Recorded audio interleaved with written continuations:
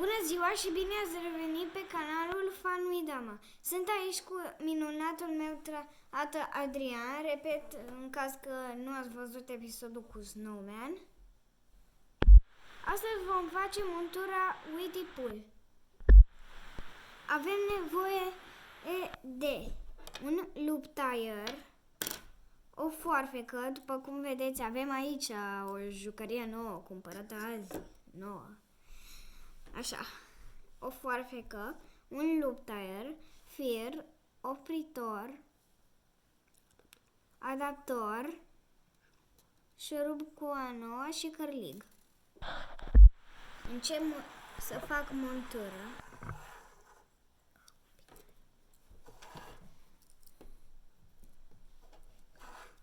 Acum tai firul cu brișagul, îl las deocamdată, îl lungesc și bag cărligul.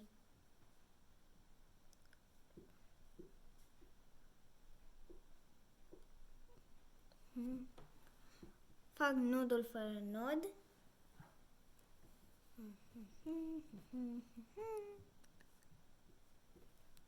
Înfășor, trag.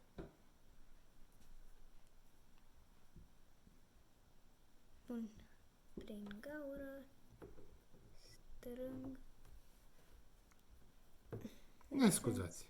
Ne scuzați, sunt niște dificultăți aici cu băgarea. Așa, l-am băgat prim. Am făcut nodul fără nod. Să sperăm că ține. Acum bag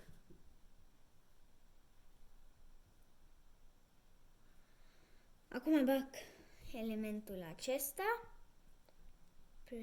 pe fir, îl împing și l-am băgat. Trag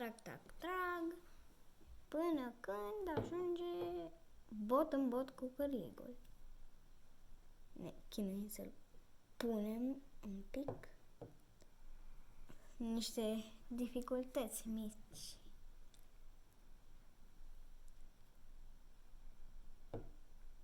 Și în cele din urmă reușim. Acum ar trebui să țină. Tem excesul. Strângem așa ca să ne asigurăm că nu cade. Și punem următorul element. Adică șurubul cu anoa. Acum pun opritorul.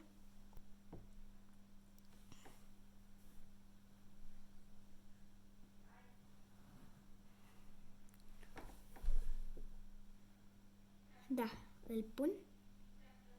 Împing.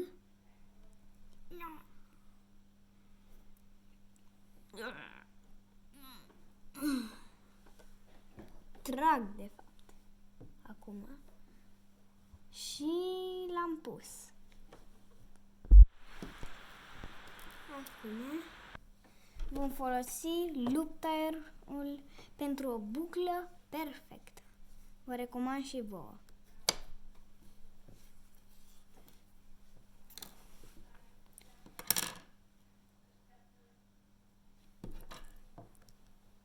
Folosim foarfeca.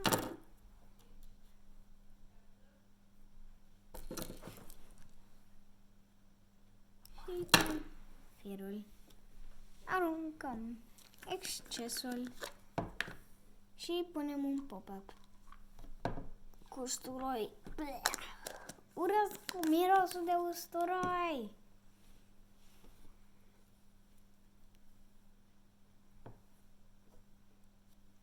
Nu știu de ce peștilor li se pare atractiv mirosul de usturoi, dar sunt pești.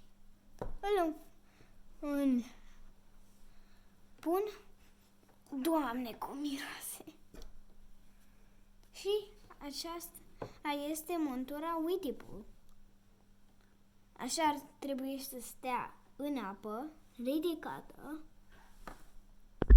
Dați-ne un like, poate și subscribe, dacă v-a plăcut. Urmează următorul.